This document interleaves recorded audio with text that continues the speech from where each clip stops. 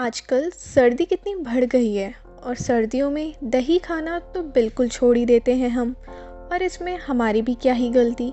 हम ही बचपन से सुनते जो आ रहे हैं कि ठंड के मौसम में दही का सेवन तो लाभदायक होता ही नहीं। पर क्या ये बात सही है? और क्या आप भी कंफ्यूज रहते हैं कि दही का प्रयोग कब करें, किसके साथ करें और कैसे करें? तो आप इस वीडियो को ज़रूर अंत तक देखें। Hello friends, welcome to our channel Ayu with Ayurveda, where we will provide you the authentic knowledge of Ayurveda. आज मैं आपको बताऊंगी दही से जुड़ी कुछ छोटी पर बेहद महत्वपूर्ण बातें जो आपके स्वास्थ्य को बनाए रखने के लिए बेहद आवश्यक हैं। आजकल हम भारतीय जैसे जैसे आगे बढ़ रहे हैं, हम वेस्टर्न खान पान की ओर इतना ज़्यादा आकर्षित हो गए हैं कि हमारी जो स्वस्थ भोजन की थाली है, यानी कि ट्रेडिशनल फूड पैटर्न, उसको पीछे छोड़ चुके हैं। क्या आप मेरी बात से सहमत नहीं हैं? तो आप मुझे बताइए, क्या आप रोज़ दही का सेवन नहीं करते हैं? क्यों? क्योंकि उसकी प्रोबायोटिक और न्यूट्रिटिव वैल्यू की वजह से। हाँ जी, ये सही है। पर हमारे प्राचीन आयुर्वेदिक टेक्स्ट में ये वर्णन प्राप्त होता है कि दही का प्रतिदिन सेवन नहीं करना चाहिए। तो जो पहला पॉइंट आपको नोट करना है वो यही है कि दही को रोज़ ना खाएं, क्योंकि दही क्या होती है, अभिसंधि। तो जो हमारी बॉडी चैनल्स होते हैं उसमें ब्लॉकेज कर देती है और कफ को और बढ़ा देती है। तो जिन्हें ओबेसिटी, डायबिटीज़ मेलाइटिस इत्यादि कोई भी रोग हैं तो वो और ज़्यादा बढ़ जाएंगे। इवन जनरल लोगों को भी, जिनको कुछ भी नहीं है, उन्हें भी दही का सेवन रोज़ नहीं करना चाहिए।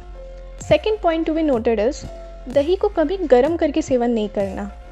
जैसे आजकल घरों में दही का करी के रूप में इस्तेमाल, या करी में दही को डाला जाता है, या फिर हंग कर्ड को मैरिनेशन के लिए यूज़ करते हैं। इन सब से नो डाउट टेस्ट तो इन्हेंस होता है, पर जिस महत्वपूर्ण चीज़ के लिए हम दही का सेवन कर रहे थे, उसका प्रोबायोटिक इफेक्ट वही डिस्ट्रॉय हो जाता है हीट करने से। Lactobacilli are destroyed due to heating. So all in all, nutritive value 0% and damage in long term 100% to our body. तो इसलिए दही को कभी भी गर्म ना करें। थर्ड पॉइंट, आई गेस ये तो 90% लोग करते ही करते हैं, क्योंकि मैं खुद भी करती थी। पर जब मैंने हमारे प्राचीन आचार्य चरक, सुश्रुत और वाग्भट जी की संहिताएं पढ़ी, तो उसमें ये पढ़ा कि दही को कभी भी रात के समय में सेवन नहीं करना चाहिए, सिर्फ दिन में ही दही का सेवन करें, क्योंकि दही स्वभाव से ही कफवर्धक है और रात में तो कफ और ज़्यादा बढ़ जाता है। तो जब दोनों का संयोग होता है, स्वभाव और काल, यानी कि जिस समय पर आप सेवन कर रहे हैं, तो ये अत्यधिक कफकारक है और हमारी बॉडी को नुकसान पहुँचा देगा। चलिए बताइए, आप दही को किसके साथ खाते हैं? नमक के साथ, चीनी के साथ, या बस केवल दही खाते हैं? आप जानकर आश्चर्यचकित होंगे, क्योंकि ये तीनों दही खाने के तरीके एकदम गलत हैं। So our next point to be noted is how to consume दही इन न्यूट्रिटिव वे। फर्स्ट, दही को मिश्री या खांड के साथ खाएं। सेकंड, दही को मधु के साथ खाएं। थर्ड, दही को घी के साथ खाएं। फोर्थ, दही को मूंग की दाल के यूश के साथ, यानी कि मूंग की दाल को उबालकर उसका जो पानी निकलता है उसके साथ प्रयोग करें। एंड फिफ्थ, दही को आंवले के साथ या फिर इंडियन गूसबेरी के साथ सेवन करना चाहिए। आंवले को उबालकर उसकी फाँक निकाल कर रख दीजिए। जब भी प्रयोग करना हो तो 4 से 5 फाँक लें, पानी के अंदर उसे रात भर भिगोकर रख दें, सुबह उसे मसल लें और उस पानी को छान लें और दही में के साथ मिलाकर उसे प्रयोग करें। और सबसे महत्वपूर्ण बात, इसमें जो दही है उसको पूर्ण रूप से जमा हुआ होना चाहिए, यानी कि लगभग 7 से 8 घंटों में जम जाता है दही, उसी का प्रयोग करें, क्योंकि ये दही बाद शामक होता है। और जो इम्प्रॉपर सेटल या फिर जो दही अच्छे से नहीं जमता, वो हमारी बॉडी में बर्निंग या फिर इन्फ्लामेटरी प्रॉब्लम्स कर देगा, यानी कि पित्त की बीमारियां और बढ़ा देगा।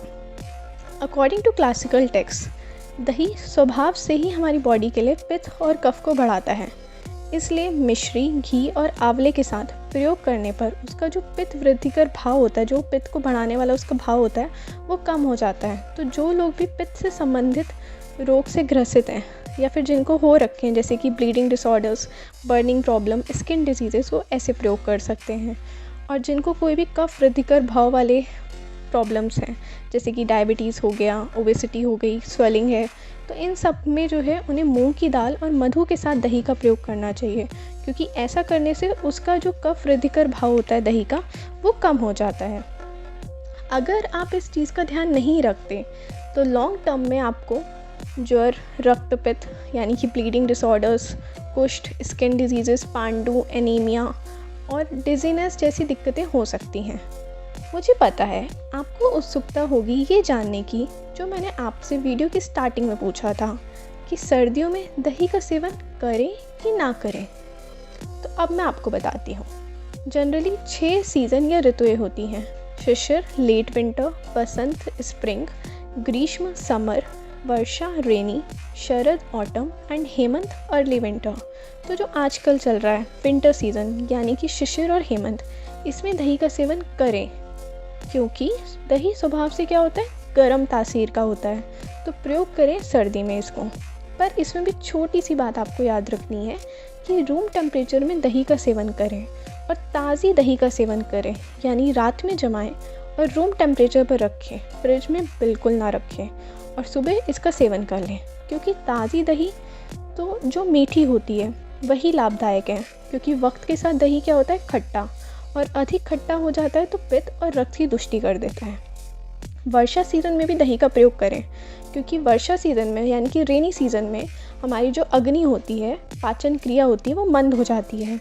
और दही क्या करता है कि अग्नि को बढ़ाता है और हमारे खाने में रुचि प्रदान करता है, रुचि लेकर आता है।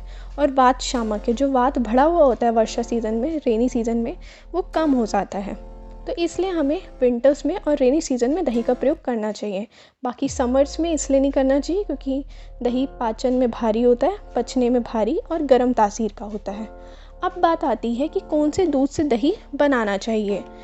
नॉर्मली हमारे घरों में गाय का दूध और भैंस का दूध आता है। गाय के दूध की बनी हुई दही हमें स्ट्रेंथ प्रोवाइड करती है, वात दोष को शरीर में नाश करती है, टेस्ट को इन्हेंस करती है यानी कि रुचि प्रदान करती है और अग्नि को बढ़ाती है। भैंस के दूध से बनी हुई दही वृश्यकर होती है, यानी इनफर्टिलिटी में बहुत अच्छा रोल है इसका, और वात पित्त का नाश भी करती है। गाय की दही को गुणों की दृष्टि से श्रेष्ठ माना गया है।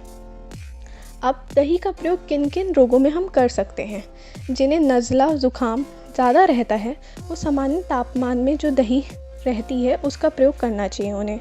मूत्र कृषि यानी कि जिन्हें पेशाब आने में दिक्कत हो या फिर पेशाब खुल के नहीं आता है, उन्हें भी दही का प्रयोग करना चाहिए, क्योंकि इस बीमारी में वात का ही मेन रोल है और दही वात शामक है।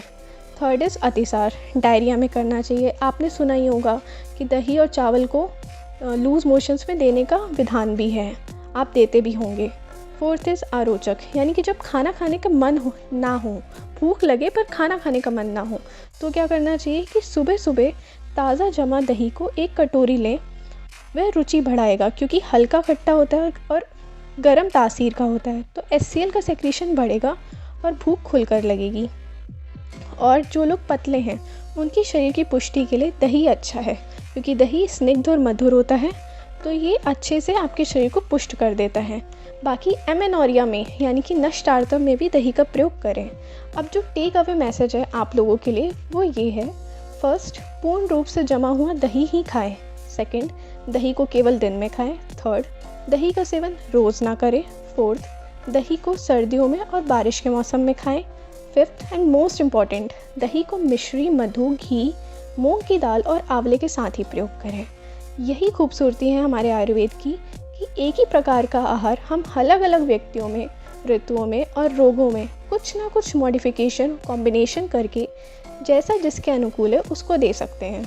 मैं आशा करती हूँ आपको इस वीडियो से बहुत कुछ सीखने को मिला होगा, और प्लीज़ इस वीडियो को लाइक एंड सब्सक्राइब करिए हमारे चैनल को।